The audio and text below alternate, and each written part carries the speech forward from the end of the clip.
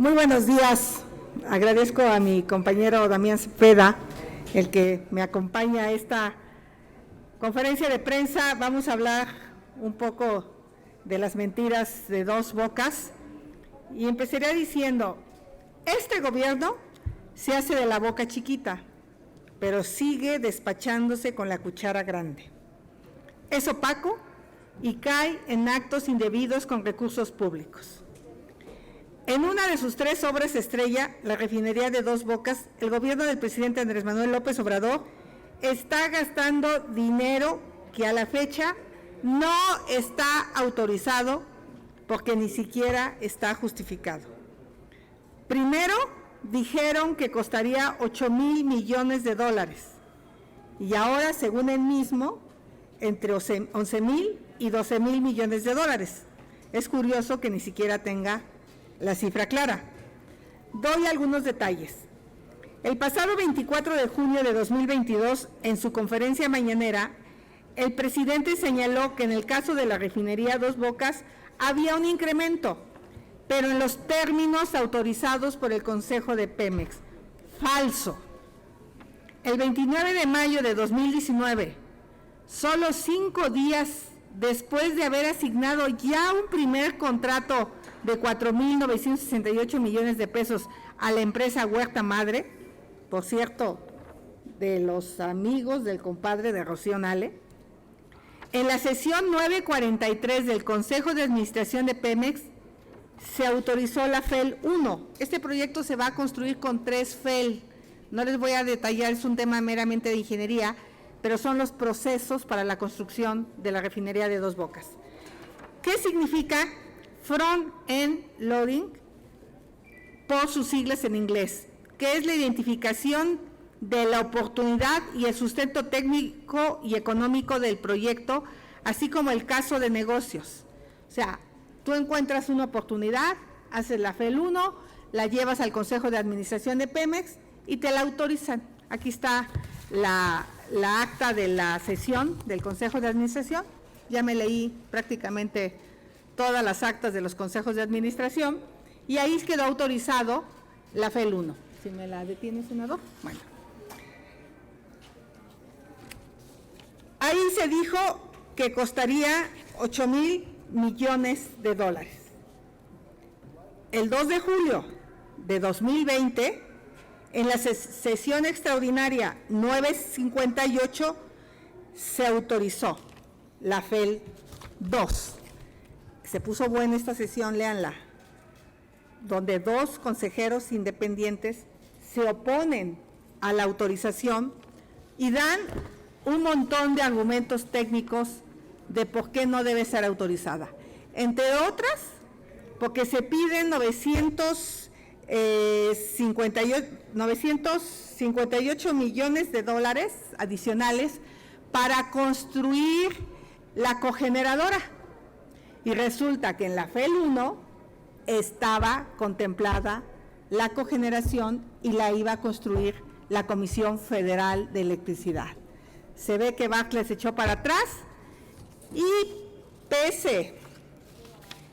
es importante mencionar que los consejeros advirtieron que no se tenían los elementos técnicos ni las aprobaciones previas del Grupo de Trabajo de Inversiones y del Consejo de Administración de Pemex Transformación Industrial necesario para las aprobaciones. Más, ahí van a encontrar que en un punto le dicen a Rocío Nale que la norma dice eso y dijo, pues cambien la norma, ¿no? O sea, si dice que tiene que ser autorizado por los expertos, pues no. Entonces, esta FEL 2 pasó sin ser aprobado por los expertos. Incluso, si leen el reporte de la Auditoría Superior de la Federación de la semana pasada, observa esta situación. O sea, lo que decían los consejeros ya lo observó la Auditoría Superior. Hasta donde se sabe, la FEL 3 no ha sido autorizada. Y la FEL 3 es la que te dice en cuánto tiempo vas a hacer una refinería y cuánto te va a costar. Por lo tanto, es falso que hoy sepamos cuánto va a costar, en cuántos meses va a estar terminada, pero lo más importante, señor presidente, es falso que este monto de 12,000 millones de pesos haya sido autorizado por el Consejo de Administración de Pemex. La secretaria está gastando un dinero como si fuera suyo. Seguro que es por instrucciones del presidente y seguro que el presidente obligará al Consejo a limpiar lo que ahora han hecho. Pero que quede claro, este gobierno pasa por encima de las normas para cumplir con los caprichos presidenciales. Entonces, ojalá, voy a presentar un punto de acuerdo para que el presidente haga público el documento, la acta del Consejo de Administración, donde fueron aprobados los 12,000 millones de dólares. Y que no venga con el cuento que es que los impuestos, chinga, pues que no iban a, no saben que todas las obras llevan impuestos. No, es que los ductos, que nos, de hecho, en la segunda auditoría, de la Auditoría Superior de la Federación, pues habla que el caso de negocios está muy mal planteado porque no estiman la conexión con los demás sistemas de refinación. ¿Cómo van a llevar la gasolina? ¿Se ha preguntado? Pues no está resuelto. Hay un montón de problemas técnicos porque empezaron a construir antes que tuvieran idea de cómo se iba a hacer esta refinería. Es hasta la FEL 3 donde se podían empezar a comprar equipos. Y ya antes de la primera reunión ya habían asignado contratos. Y a los cuates del compadre de Rocío Nale. Eso está más que acreditado y de eso hablamos otro día. Por lo tanto, esta semana vamos a presentar un punto de acuerdo para que se nos dé a conocer el acta del Consejo de Administración donde se autorizaron los 12,000 millones del que el presidente habla, para que nos digan cuál es el monto de los contratos y para que nos enseñen la FEL 3 y podamos saber cuánto va a costar la refinería y cuánto se va a acabar. Basta de gastarse el dinero como si fuera suyo. Es dinero de todos los mexicanos y en este Senado, acompañada del escudo nacional grandote, vamos a exigir que haya rendición de cuentas. Gracias. Muy bien. No, adelante, adelante. ¿Tú? Todo bien. ¿Tienen alguna pregunta? Araceli Rivera de El Financiero Bloomberg les hace una pregunta.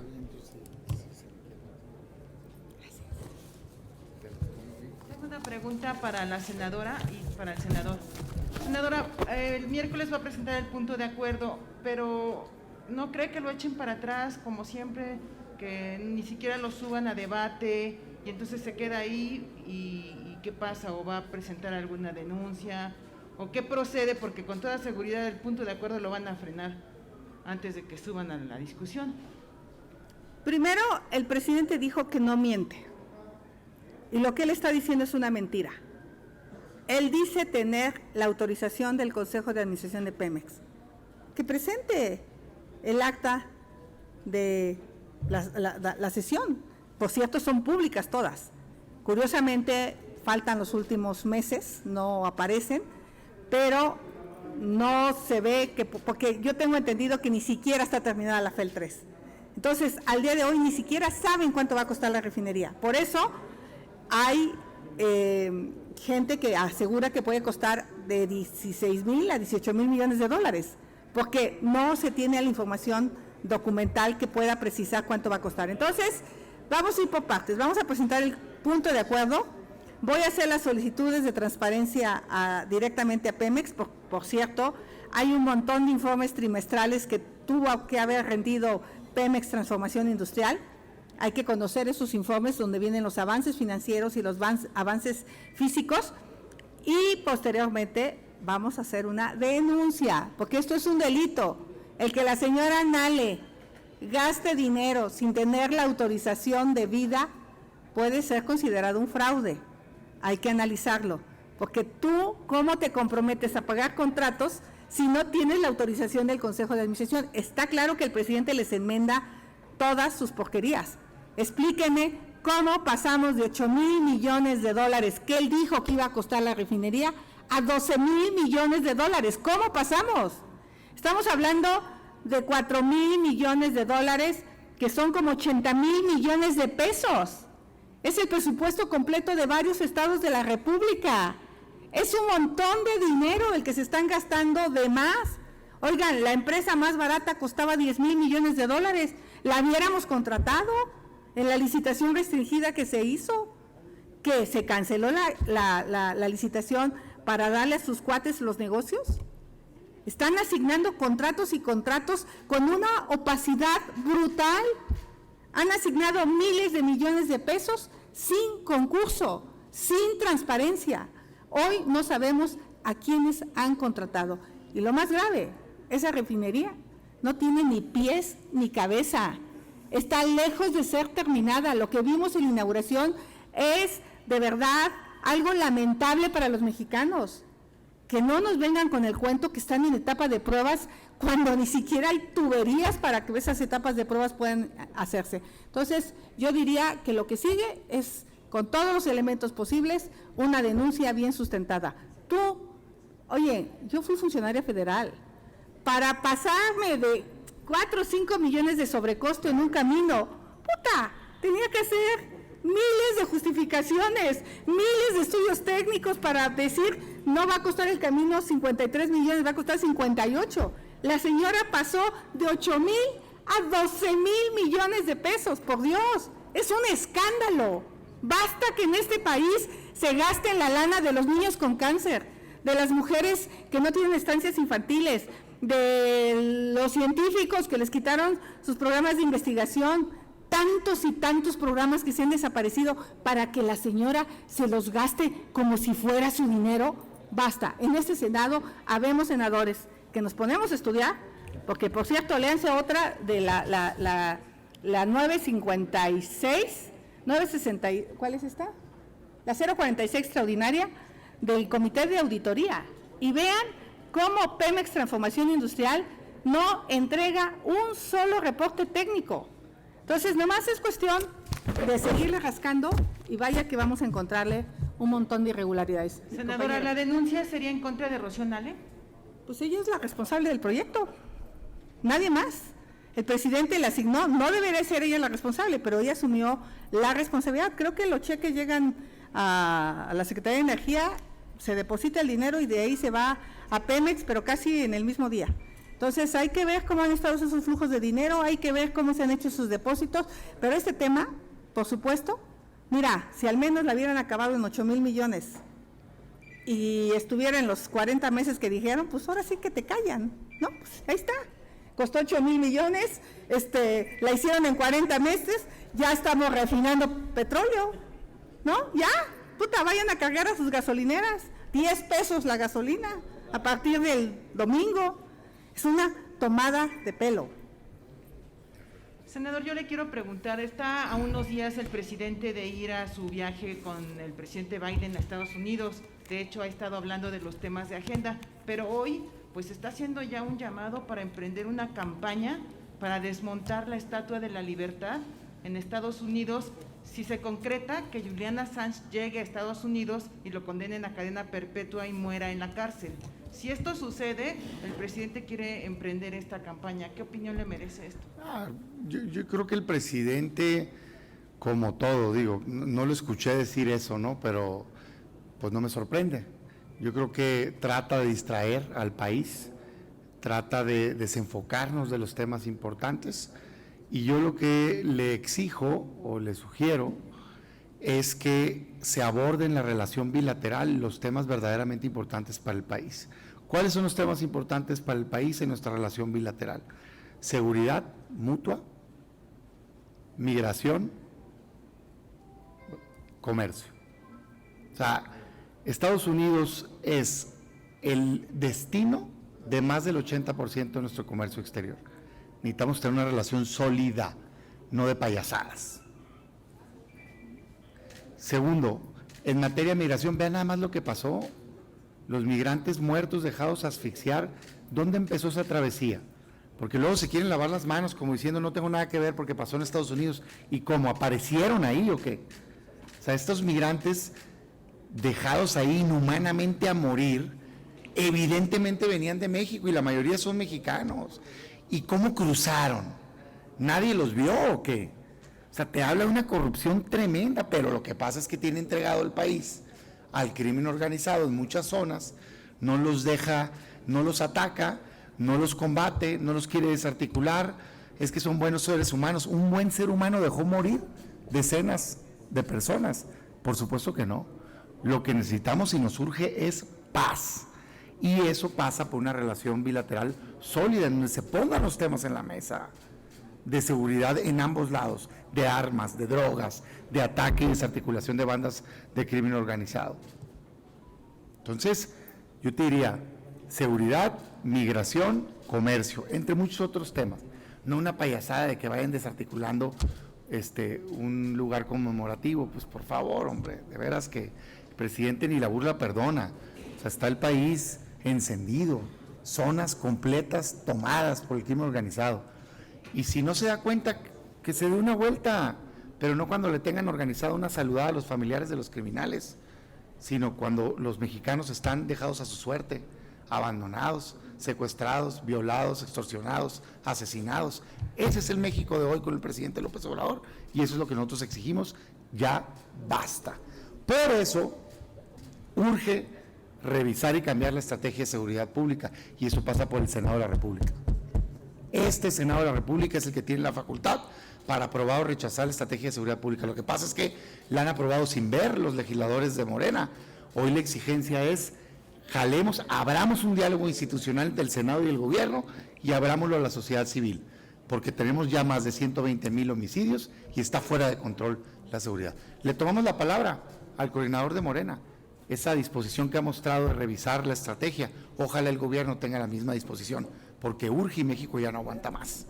Y sobre este tema que magníficamente bien explicó la senadora, que conoce técnicamente el asunto, creo que así se deben de hacer los análisis y los señalamientos, con documentos, con revisión. Es un trabajo, ¿verdad?, que yo lo felicito. Pues la verdad de las cosas es que pareciera que vivimos en un México irreal. O sea, el presidente va a inaugurar algo que no existe. O sea, existe, pero está lejísimos de ser funcional. O sea, es una refinería, primero, que no está lista. Segundo, carísima. O sea, más del 50% ya de costo. Tercero, opaca. Cuarto, llena de tranzas. O sea, no funciona. ¿Qué están celebrando? ¿Qué están inaugurando? Pero es que así es el gobierno, pinta de cuerpo entero el gobierno del presidente López Obrador. O sea, se anuncian y se inauguran cosas que simple y sencillamente o no existen o no están funcionando. Yo aquí quiero pedirle a algún periodista que cubra la mañanera, a alguno de sus compañeros, a ver, Radio Fórmula, a ver, que le digan al presidente que yo le pido que haga pública o que enseñe el día de mañana el acta del Consejo de Administración de Pemex, donde le han autorizado los 11 o 12 mil millones, porque ni siquiera sabe cuánto le autorizaron. No tiene, si tuviera la autorización podría decir, como yo digo aquí, en el Consejo de tal fecha se autorizaron 8.960 millones. ¿Cuál es la cantidad que le autorizaron? Pero sobre todo, que nos haga pública el acta, porque no está en el portal de Pemex. ¿Y por qué no está en el portal de Pemex? Yo estoy segura que porque no existe. Entonces, que alguien le pregunte que si es capaz de decir la verdad esta vez, enseñando esa acta y cuánto fue lo que le autorizaron y en base a qué le autorizaron los 12 mil millones, porque tiene que haber un soporte técnico que diga por qué le autorizaron. Y yo sí quisiera tener una copia de lo que se conoce como la FEL 3, que la haga pública, para que los ingenieros e ingenieras de este país podamos dar una opinión, si no valdría más comprar otra refinería de $1,000 millones. Si al final va a refinar lo mismo que esta, ¿para qué nos gastamos 12,000? ¿No? O sea, es absurdo. Adelante. ¿Qué tal? Buen día. Muy relacionadas las preguntas con las de mi compañera, preguntarles, en esta visita de julio que va a hacer el presidente López Obrador a Estados Unidos, ¿cuáles son las peticiones específicas que ustedes les dirían en materia de seguridad, en materia de migración? ¿Será momento de que Estados Unidos ayude a México en este tema de seguridad, por ejemplo? Y por otro lado, el presidente también desvirtúa la respuesta que da la arquidiócesis, que dan los obispos respecto a esta petición precisamente de seguridad. Respecto a la petición de seguridad, buenos días. Yo quisiera decirle al presidente que nadie le ha pedido que maten caliente a los delincuentes. Nadie se lo ha pedido. Él se lo imagina. Nosotros lo que queremos es que detenga a los delincuentes, que no le eche la bolita a Maru Campos y no diga que es un tema de carácter local porque es delincuencia organizada. El Chueco responde al cártel de Sinaloa y él sabe que el cártel de Sinaloa tiene una fuerza letal en equipo, en gente, que hace casi imposible enfrentarle sin el apoyo del Ejército y de la Guardia Nacional. Entonces, deje de estar culpando, que se ponga a detener delincuentes, que ya no los respete tanto a los delincuentes. Eso es lo que queremos, que en materia de seguridad detenga y ponga a disposición de un juez a los presuntos criminales, sobre todo el caso del Chueco. Imagínense, no lo han encontrado. 15 días después del asunto siguen sin encontrarlo. Y yo lo que le pediría es que hable con Biden del tema de cambio climático, que se quite un poco esa soberbia y esa prepotencia y que permita que el presidente Biden le explique por qué es tan importante dejar de usar combustibles fósiles. ¿Qué daño le hacen a la naturaleza? Biden, además de Kerry, es un presidente muy sensible a este tema, que lo escuche.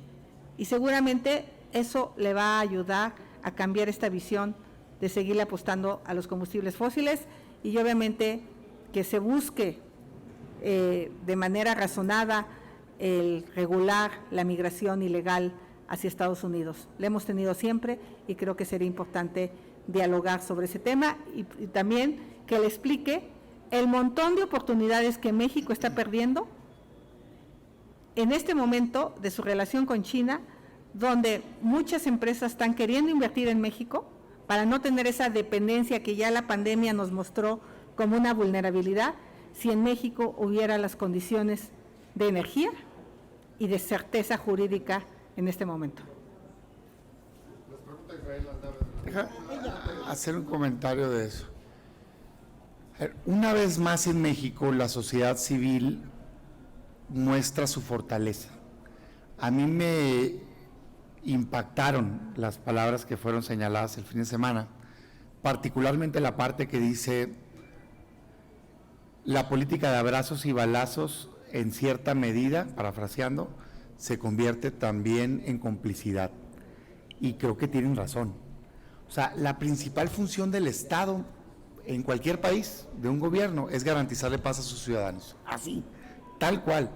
Si no la vas a hacer, entonces, ¿para qué existes? Es que así de profundo es. Y hoy, en cualquier estado, dentro del estado hay poblaciones, colonias, ciudades completas dominadas por el crimen organizado. Todos lo sabemos. Cada quien piensa en su estado. Evidentemente, hay zonas donde la policía está bajo las órdenes del crimen organizado, o al menos no actúan. ¿A quién le corresponde acabar, atacar al crimen organizado? Al gobierno federal. Hoy está Morena, ayer estaba el PRI, antes estaba el PAN, siempre la respuesta es la misma, lo dice la ley, no lo decimos nosotros, y los estados y municipios coadyuvan. Entonces, haga su trabajo o hágase un lado. Así. Por eso la exigencia es, hay que reconocer que fracasó la estrategia de seguridad. ¿Cómo no va a haber fracasado? Tiene 120,000 muertos en 3 años, 6 meses, que son la equivalencia de todo el sexenio de Felipe Calderón, cuando se incrementó la violencia. Y te estás aferrado diciendo que funciona, pues ¿en qué mundo? A lo mejor funciona en tu palacio, que estás protegido, pero no funciona en el país. Entonces aquí nadie quiere que le siga yendo mal a México. Lo que estamos diciendo con mucha apertura es, encontremos juntos la solución. Porque los últimos 15 años de política de seguridad pública ha sido la misma, militarizar el país. Y es un fracaso absoluto, completo. La misma.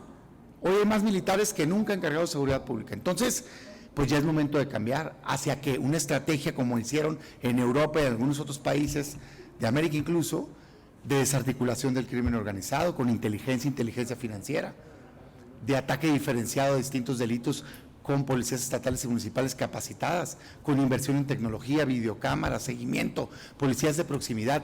O sea, es distinto el crimen organizado que el problema local. Pero no, simplemente dicen, voy a seguir rezando o haciendo llamados a que se porten bien. Son criminales.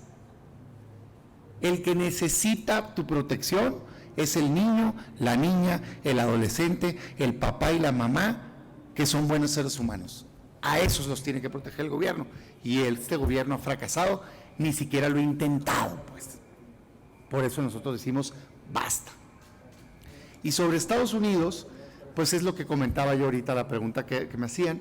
Me parece que claramente seguridad pública, migración y en comercio, en efecto, es una visión integral. Para que haya una buena relación comercial, pues tiene que haber certidumbre para las inversiones, que es lo que comentaba mi compañera, y tiene que haber buenas políticas de cara al futuro, como la protección del medio ambiente, uso de energías renovables y demás, buenas condiciones. Aparte, regresando a la pregunta, ¿con qué cara habla de libertad? ¿Con qué cara habla de protección de libertad? Si todos los días persiguen en México a quien piensa distinto, usan la justicia para hostigar, si matan periodistas por hacer su trabajo y publicar lo que está pasando en el país. O sea, yo de veras, yo no sé con qué cara se atreve a andar criticando de libertades en otros lados. Pero bueno, ese sería mi comentario. Gracias. Buenas. Preguntarles a los dos, a su parecer, a su forma de ver las cosas, ¿qué pasa con el INE? Parece ser que el gobierno lo dobló con tantos amagos de desaparecerlos, de meter a la cárcel a los consejeros, que no aplica la ley y no sanciona a las corcholatas del presidente, cuando claramente la legislación dice que los actos anticipados de campaña son ilegales. ¿Qué pasa con el INE ahora? Ya se le... No, yo sinceramente, yo confío en este INE. Lo digo tal cual, creo que toda institución es perfectible, sin duda alguna, incluso en algunos temas yo he tenido opiniones distintas, pero creo que es un INE que hoy nadie tenemos la duda de que en la próxima elección, bueno, va a haber renovación de consejeros, que en estas elecciones, en este momento, es un INE que tiene la capacidad de organizar, contar los votos, y que quien haya tenido más votos se ha declarado ganador. Sí lo creo, sí lo creo. Por eso es importantísimo cuidar el próximo nombramiento que se va a dar, porque salen 4 consejeros, si no me equivoco, entre ellos el presidente, Ciro, José Roberto, y me faltó un nombre. Entonces, son algunos de los perfiles que más han luchado por la defensa de autonomía e independencia. Es muy importante garantizar esos nombramientos. Yo no veo que el INE esté, digamos, ahorita en ninguna medida disminuido su defensa a la ley. Creo que hay tiempos, tienen procesos, y creo que también, y esa es una sugerencia mía pública que la decía desde antes, también tienen que cuidar sus batallas públicas. No son un opositor, son el árbitro. Tiene que entrar una denuncia, ellos hacer su trabajo, sancionar en su caso. Pero a quien le toca denunciarlo, pues es precisamente a los otros actores políticos, o ellos, en algunos casos, pueden hacer sus investigaciones. Dicho eso, yo en lo personal, y aquí sí no quiero mezclar a nadie, yo en lo personal creo que nuestro modelo electoral está superado. Es demasiado restrictivo, a veces parecen leyes mordazas. A mí no me da miedo que cada quien diga lo que quiera decir, ni que estuviera yo mudo y manco para no poder decir también lo que pienso. O sea, este rollo de, no, que nadie diga nada, porque la verdad es que la ley electoral es ridículo. Que no, en países avanzados hay libertad plena. Bueno, en Estados Unidos en funciones el presidente hace campaña. Y nadie anda diciendo, ay, no opines, porque por eso ya vas a ganar. Pues no, hombre, haz tu trabajo, convence a la gente, muestra un México distinto, una alternativa positiva. Eso creo yo. Sin embargo, la ley al día de hoy así es. Yo creo que es uno de los temas que tendríamos que analizar. No para que cada quien ande abusando, no. Lo que tendrías que revisar es uso de recursos públicos. ¿Hay uso de recursos públicos? Sí. Lapidario. Si estás en elección, te anulo la elección. Si tú lo usaste como persona en un proceso electoral, no te dejo concursar. Ya, a la primera, verás qué rápido. Nadie usa un solo centavo. Pero libertad de expresar tus ideas, cuando menos a mí no me espanta. Yo aquí tengo cierta coincidencia con Damián, porque también yo ya me destapé, ya dije que voy por la ciudad. Pero no hay mantas pintadas. Esa es la diferencia. Yo creo que una cosa es decir lo que piensas, ir a una entrevista, y otra cosa es que deje de venir al Senado por andar haciendo campaña. La jefa de gobierno le fue re mal ahora que andaba en Tabasco, porque por irse a Tabasco pues resulta que un convoy del metro se incendió de manera brutal. A mí sí me parece que su mejor manera de hacer campaña es que un buen gobierno en la ciudad, no el desastre que tiene. Se le quema el metro, se le cae el metro, se le choca el metro, o sea, hay un problema. Entonces creo que ahí fue contraproducente su visita, porque además no tenía nada que ver en Dos Bocas, con todo respeto, nada que ver. Ella lo que está buscando es aprovecharse de eventos presidenciales para que la conozcan, porque no la conoce nadie. Bueno, que la conozcan por sus buenas obras, no que ahora la conocen por todo el desastre que tiene. Entonces creo que yo estoy de acuerdo que se abra el juego, que levanten la mano, pero sí que seas muy cuidadosa de no sacrificar el tiempo del Senado, o en mi caso, para andar haciendo campaña. Pero claro que el sábado y el domingo y la noche y lo que sea, ando ahí convenciendo a quien pueda de que hay que construir una alianza, que hay que hacer ciertas cosas en la ciudad, pero de eso a usar dinero público, bueno, aquí ni hay dinero público, afortunadamente, pues es otra cosa. Entonces, el INE tendrá que sancionar a los que se atrevan a usar recursos públicos, y creo que hubo varios funcionarios que sí lo están haciendo. Nomás hay que documentarlo nosotros cuando denunciemos.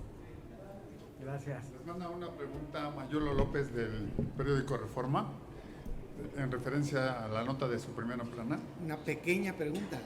Y dice, solamente dice, ¿qué se puede hacer para acotar la opacidad en el Senado? Pues mira, yo creo que Mayolo generaliza, y eso no está bien. Seguramente hay quien no comprueba, pero hay quien sí comprobamos.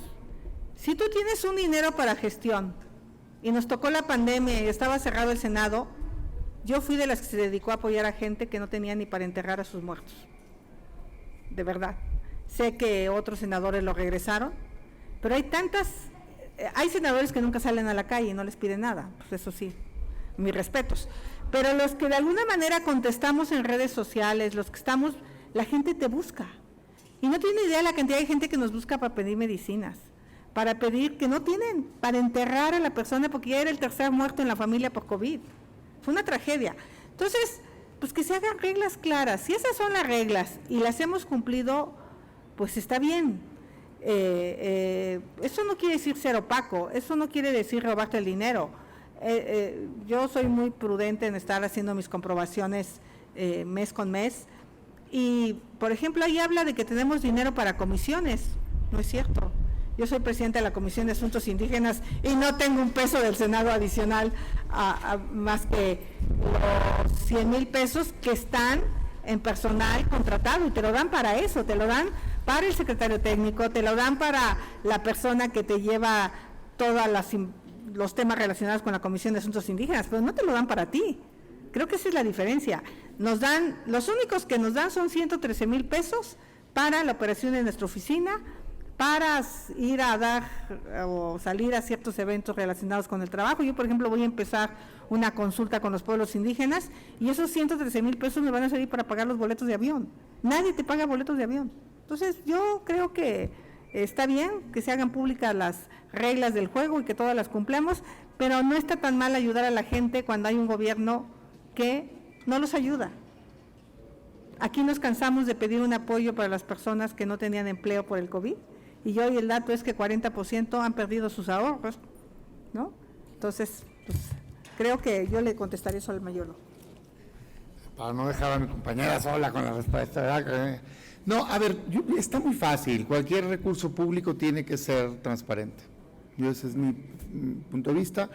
La verdad de las cosas es que quizá, y es algo a revisar, hay algún error de comunicación, porque nosotros tenemos reglas, hay un reglamento, hay un lineamiento, y no te puedes gastar un solo peso si no lo justificas.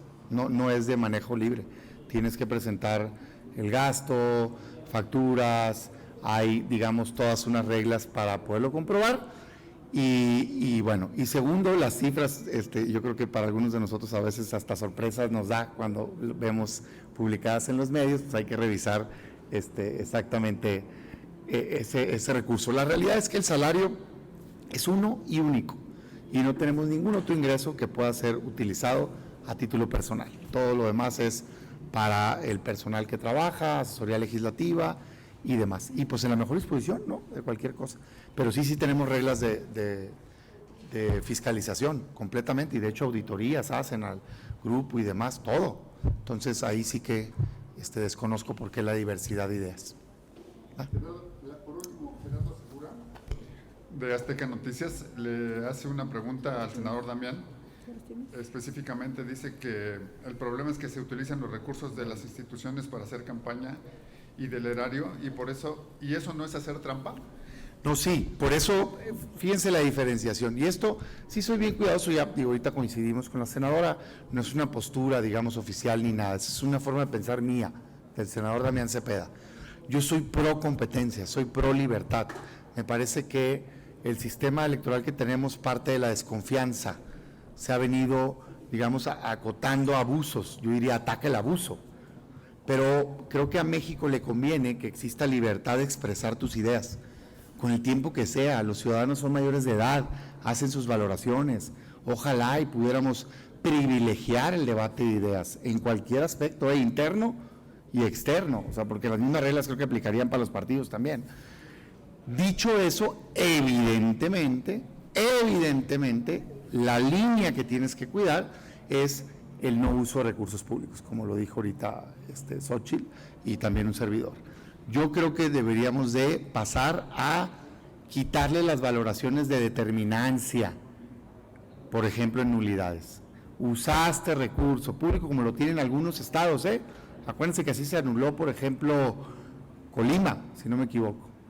Usaste recurso público, si no importa si te ganaron por 10, 15 puntos, no se puede. Te anulo la elección y tú ya no puedes participar. Y reincides y el partido ya no puede postular. Verás qué rápido, nadie usa un solo centavo. O sea, ese es el tema a cuidar.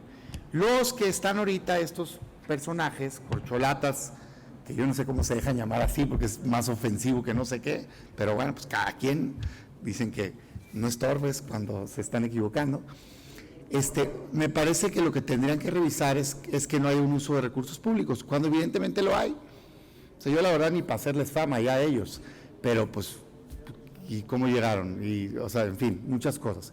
Y dos, me parece que están descuidando sus trabajos, como lo está diciendo mi compañera. Y eso, la verdad, las cosas es que creo que no se lo merecen los ciudadanos. Entonces, cuidar los horarios, cuidar el recurso público, pero en términos de ideas, la gente sabe cuando algo está bien, cuando algo está mal y tiene capacidad para decidir.